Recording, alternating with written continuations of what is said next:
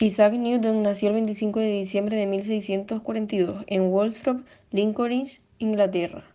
Es el más grande de los astrónomos ingleses y se destacó también como gran físico y matemático. Le debemos el descubrimiento de la ley de gravitación universal. También fue uno de los inventores del cálculo diferencial e integral. Estableció las leyes de la mecánica clásica y partiendo de la ley de gravitación universal dedujo las leyes de Kepler en forma más general y logró construir el primer telescopio de reflexión. Su padre murió de neumonía unos meses antes de su nacimiento y su madre luchó por sacar adelante la granja de la familia Woolsthorpe. Cuando Isaac tenía 3 años, su madre volvió a casarse, dejando a su hijo al cuidado de sus abuelos. Su primera educación la recibió en las escuelas de los pueblos cercanos. A los 12 años fue inscrito en la primera escuela de Grantham, una escuela a 10 kilómetros de su hogar.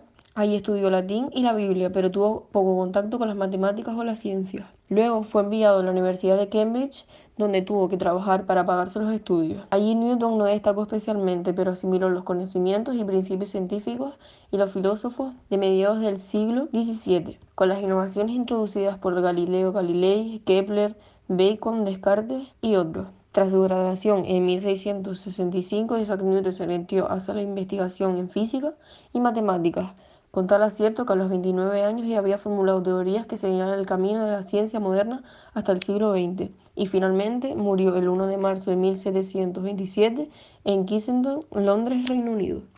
Newton se destacó en el área de la física, la matemática, la óptica y la astronomía. Sus descubrimientos cambiaron la forma de conocer y comprender el universo. Entre sus principales descubrimientos se encuentran las leyes del movimiento. Estas leyes sentaron las bases para comprender de un modo revolucionario la mecánica clásica y explican cómo cualquier movimiento de un cuerpo está sujeto a 3 leyes principales. La primera es la ley de la inercia, la segunda es el principio fundamental de la dinámica y la tercera es la ley de la acción y reacción. Otro principal descubrimiento fue la ley de la gravitación universal, en la que describe la interacción gravitatoria entre distintos cuerpos con masa. Newton se basó en sus leyes del movimiento para plantear que la fuerza gravitatoria tiene relación con la distancia que hay entre estos dos cuerpos y la masa de cada uno de estos. Su tercer descubrimiento fue la teoría del color. Este científico descubrió que la luz que provenía del Sol, como luz blanca, se descomponía en diferentes colores, formando el arco iris. Lo comprobó utilizando un prisma en una habitación oscura. Dejó pasar un rayo de luz con una inclinación determinada por un orificio y se dio cuenta de esto. Además, creó diversas teorías como la velocidad del sonido, donde nos dice que la velocidad del sonido depende del medio por el que se desplace, o la ley de conversión térmica, donde defiende que el enfriamiento de algo es proporcional a la diferencia de temperatura con el exterior.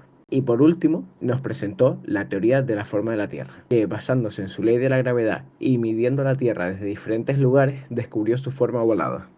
Ahora vamos a hablar de sus creencias. Isaac Newton fue un cristiano devoto que tuvo que mantener en secreto algunas de sus ideas. Se considera que su relación con el cristianismo era compleja y heterodoxa. Newton concebía a Dios como un matemático que creó el mundo para que una ley matemática fuera inscrita en él. En 2 de sus más importantes obras podemos encontrar varias referencias a la religión, considerando a Dios científicamente experto en el maravilloso orden del mundo visible. Y aunque él consideraba que tenía rasgos reales y absolutos, Newton insistía en que no era como los humanos.